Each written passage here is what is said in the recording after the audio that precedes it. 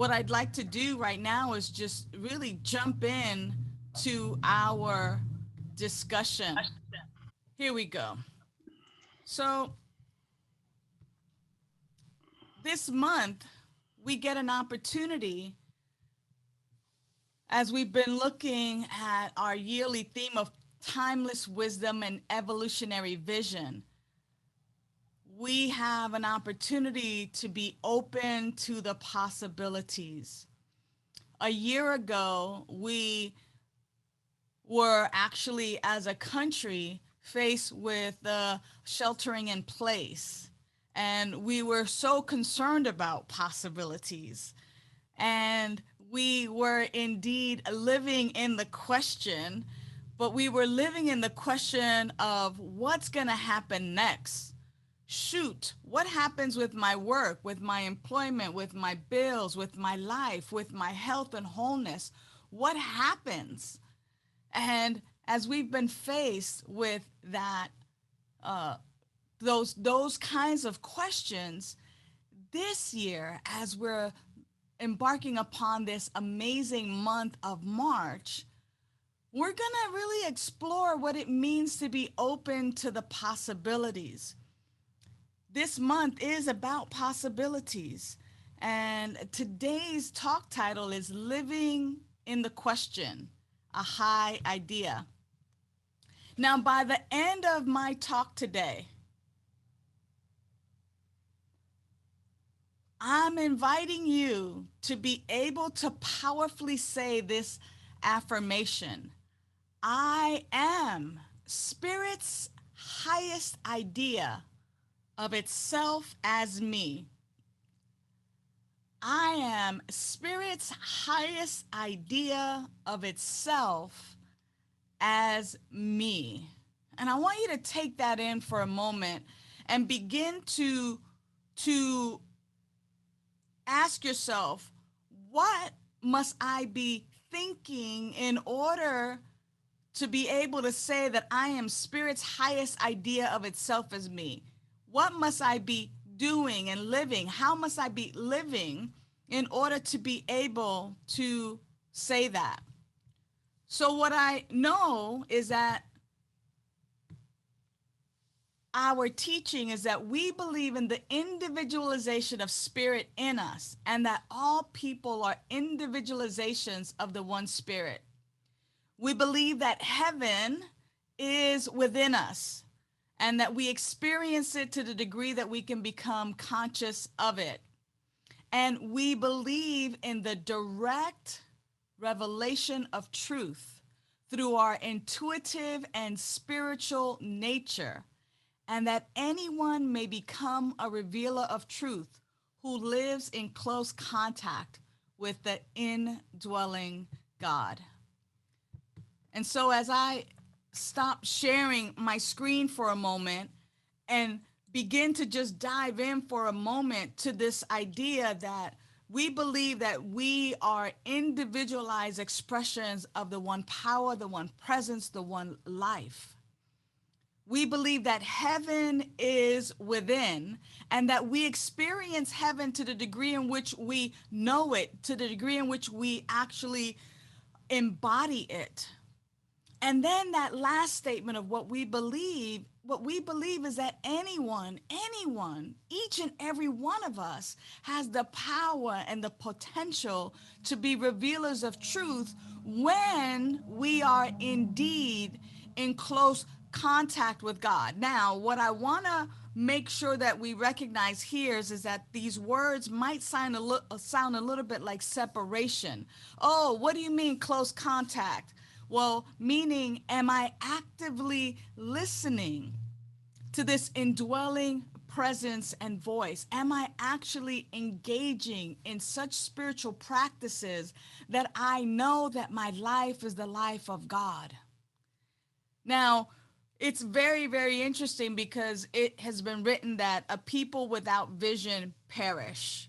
And we have a vision and mission statement about living joyous and fulfilling lives by valuing and empowering all. And yet, there's so much more to that. Many people in this last year have been on a quest, right? People go to great lengths to get answers. I'm gonna share my screen again. Many of you and many people have a lot of questions. What about the purpose of my life?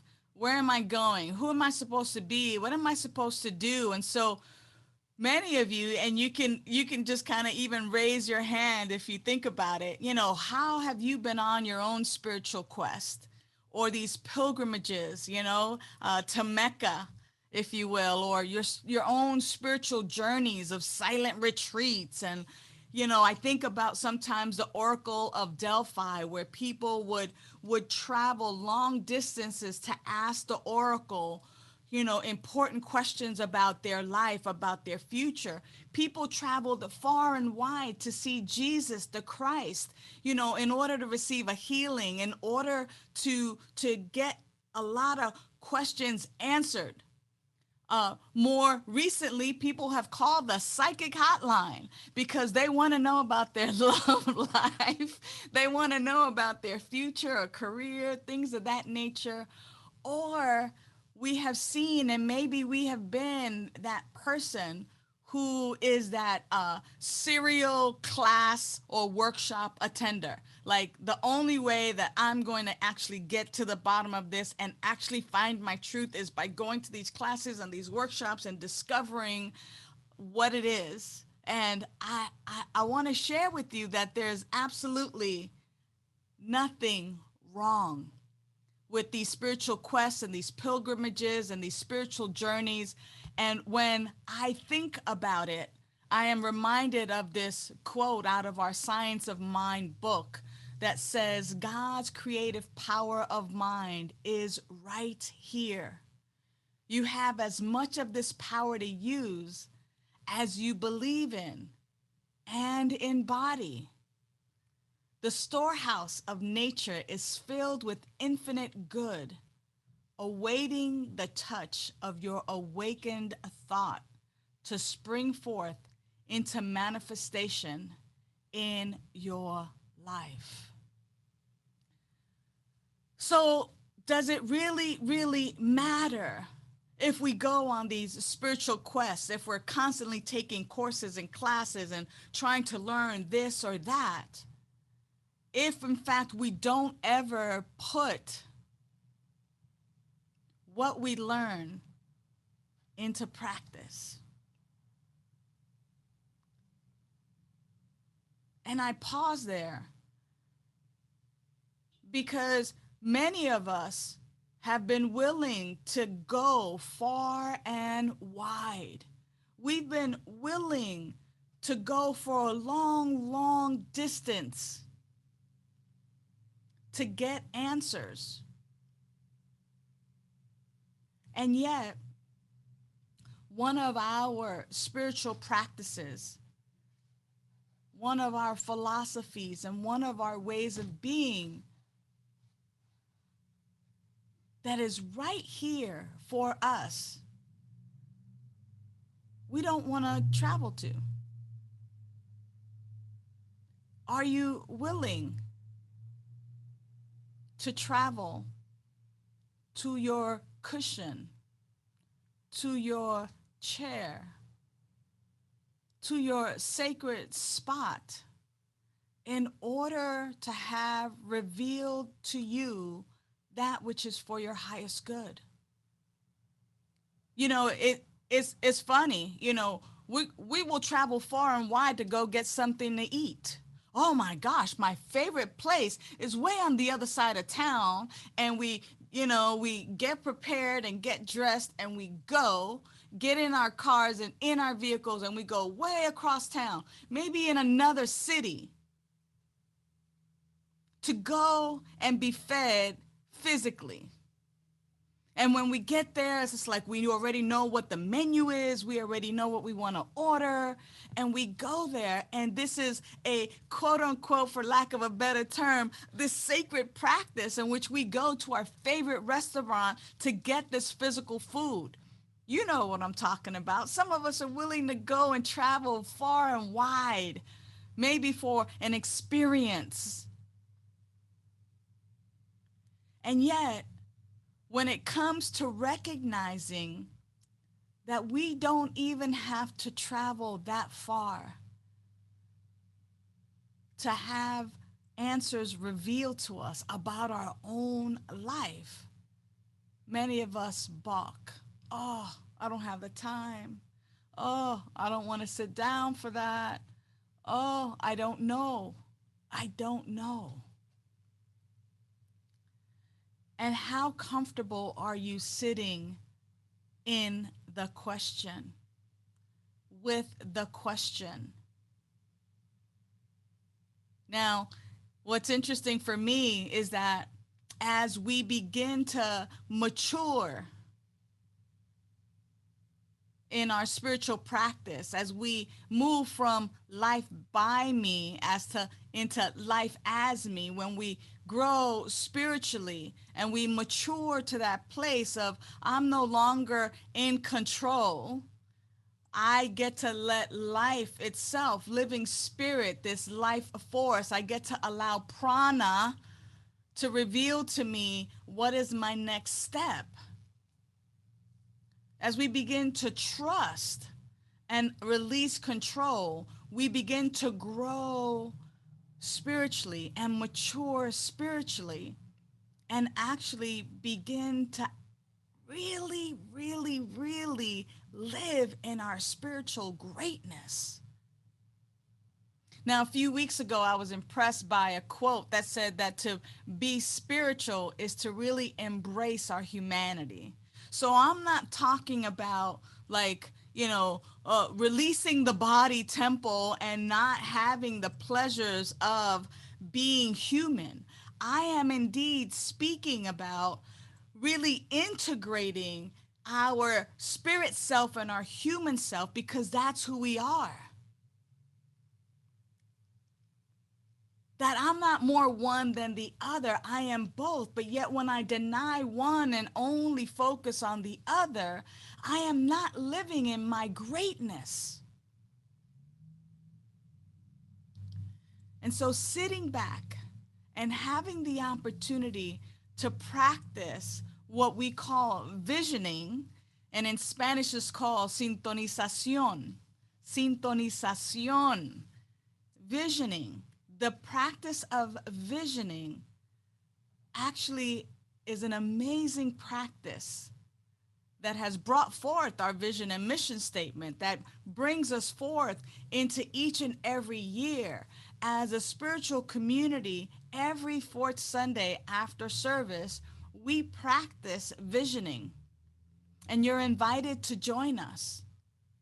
But I want to share with you a little bit about what visioning is, and to also invite you to be open to the possibilities of your life, irrespective of your age. I know in our spiritual community, we have our youngsters and we have our sage members. And at any length of that, we might say, well, at my age, why would I want to know the vision? Why, what is this really about? I don't aspire to have a career or be successful in anything. And yet, it's really about how am I the highest vision of life itself in human form? Remembering our affirmation, like how is it that we can actually sit with that and actually feel that at any age of our lives? Michael Bernard Beckwith, who taught me life visioning and the life visioning process, says that life visioning is a transformative process for activating your unique gifts and highest potential. What is my highest potential at this stage of my human experience? Now, visioning is a simple practice. You sit in a comfortable position, you close your eyes, and you begin to quiet your mind while entering a calm and receptive state. Once you're in that state, the state of openness, you ask indwelling life. You ask that indwelling living spirit. You ask that high self, that I am presence, that prana.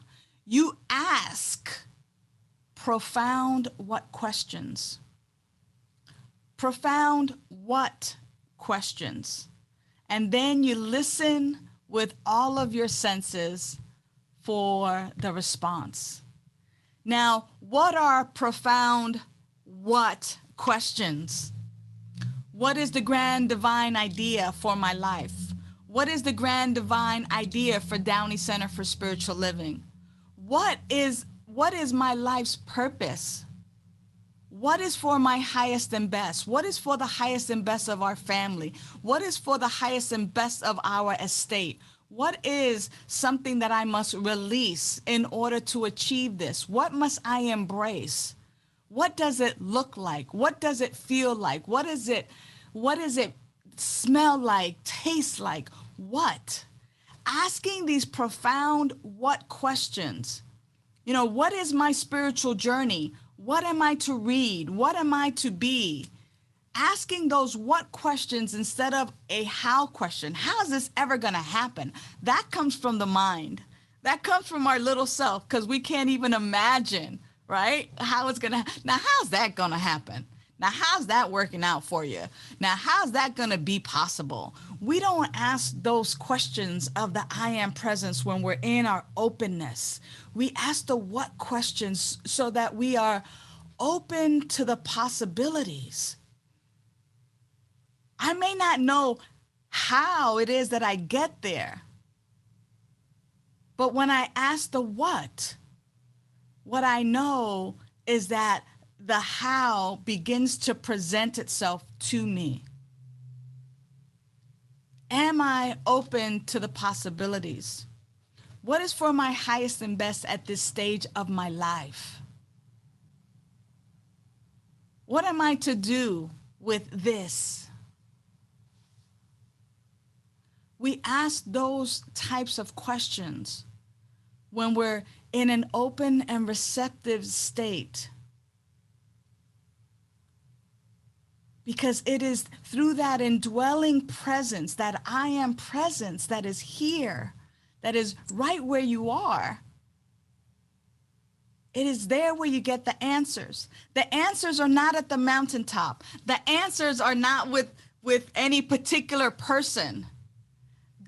We are here. When you come to me for counseling and you're asking me those questions, the only thing that I'm going to do is bring you back to the spiritual practice of visioning and asking the question within, and being open and showing you the spiritual practice of recognizing that your life is the life of God and that everything has already been given, so the answers are already within you. When folks come to me with decisions to make because they don't know what decisions to make, the question always goes back to, what did you get out of your prayer and meditation and your visioning? What came from your spiritual practice? We need to take those questions into our spiritual practice. When you do that, and then you come to me and say, hey, Rev, I've been dealing with this question and this decision that I need to make. I took it into my prayer, my meditation, my visioning. Here's what I got.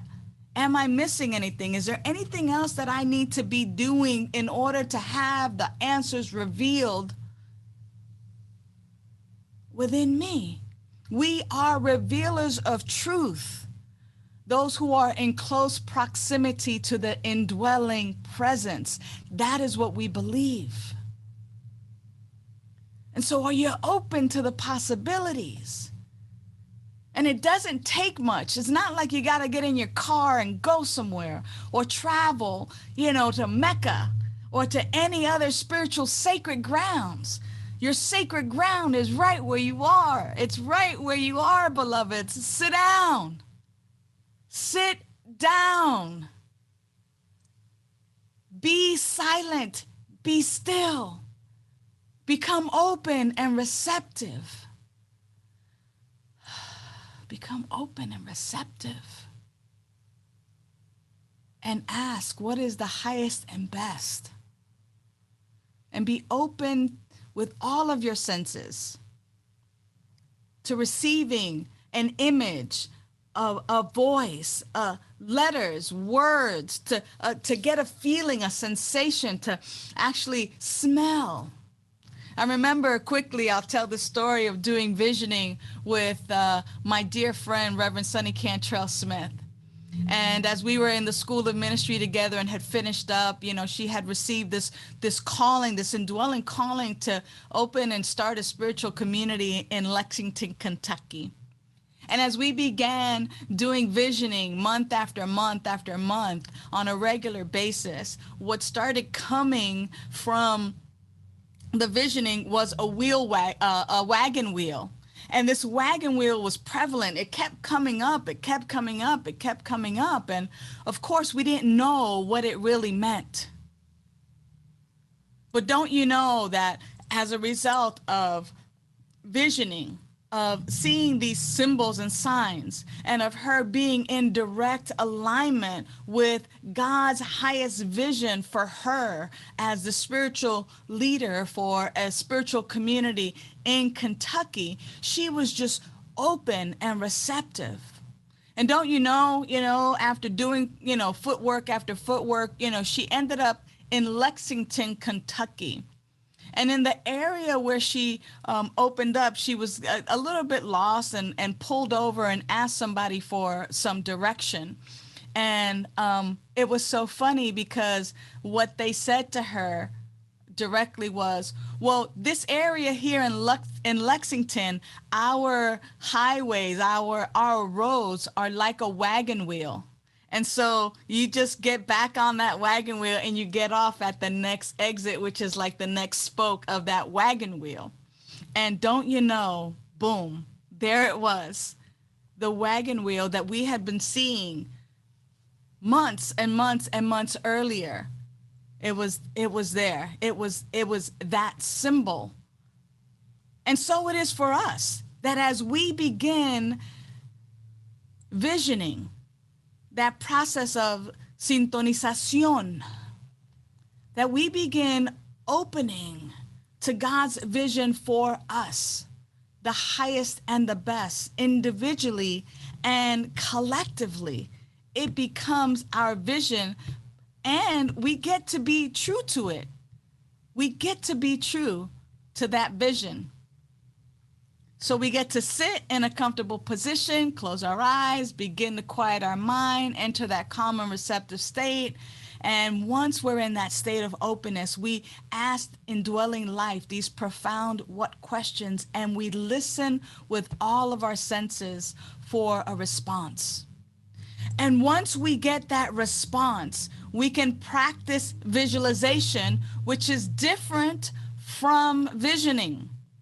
Visualization is also a simple spiritual practice, but it also requires us sitting in a comfortable position, closing our eyes, and now what we do is we take that vision from our visioning practice and we begin to imagine with as much vivid detail the exact thing.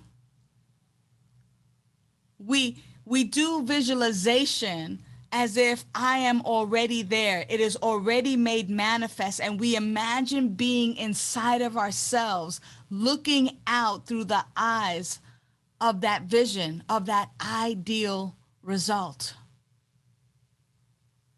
So though they may begin with a V, they are two separate and distinct practices that we get to enjoy. I always start with visioning first, and I catch the vision, and then I begin to imagine myself in that vision fulfilled. Here's what else my mentor, Michael Bernard Beckwith, says: when your thoughts and actions begin to align with the imperatives of your soul, you enroll the full support of the universe. Unimagined possibilities begin to open up as you synchronize with the divine.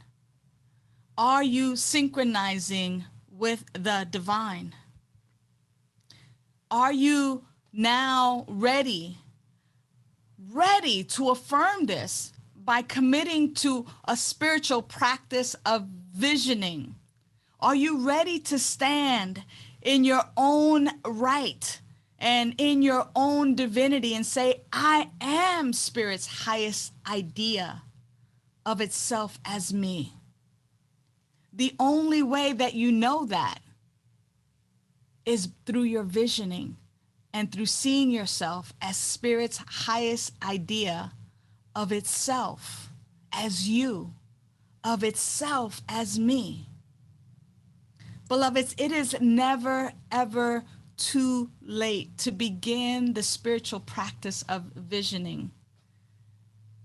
We only have this moment. Time is a man-made construct. We are always in the eternal now. And the only way to live full out and to live these joyous and fulfilling lives is through the practice of catching that vision, of having our own personal vision. I know for me, my vision is to live so freely and so joyously and so powerfully that others are drawn to want to experience the power and the freedom of living that way for themselves. So that means that I must see myself. I must then go from that vision to visualizing, and I must see myself living joyous and free, to living powerfully, to enjoying my life. I have to see that for myself and anchor that through my visualization. But it came first from visioning. It came first from catching that vision that I am to live so fully, so powerfully, so freely for myself that others are drawn to want to experience that for themselves. I invite you to try on visioning for yourself. I invite you, or as the kids would say, I dare you. I double dare you to vision and to catch the vision for yourself. Don't play small anymore. Don't live a life of default. Don't think that, oh, that was just for dreaming when I was a kid and wanted to be the president or a firefighter or a nurse. It is available to you now. We believe that there's one power, one presence, one life, that life is God, that life is indwelling. It has created everything out of itself. Therefore, your life is this life and this power. What we know is that heaven is within. If you think that heaven is the place where the Most High dwells, great. Well, then heaven is within you. That means that the Most High is dwelling within you, and you don't have to go anywhere. You don't have to leave the comfort of your present place to simply sit down, be still, be silent, be in that place of open and receptivity, and then ask, what is for my highest and best? And listen. And then see yourself in, through, and as it, living it. And when those two synchronize, what you'll find is that there is no time and space. There's no difference. And that you are living the life of vision. Know that you are loved and supported, and that it is our joy to lead you and to guide you in your own personal visioning. Ask us how. Know that you're loved. And now it is.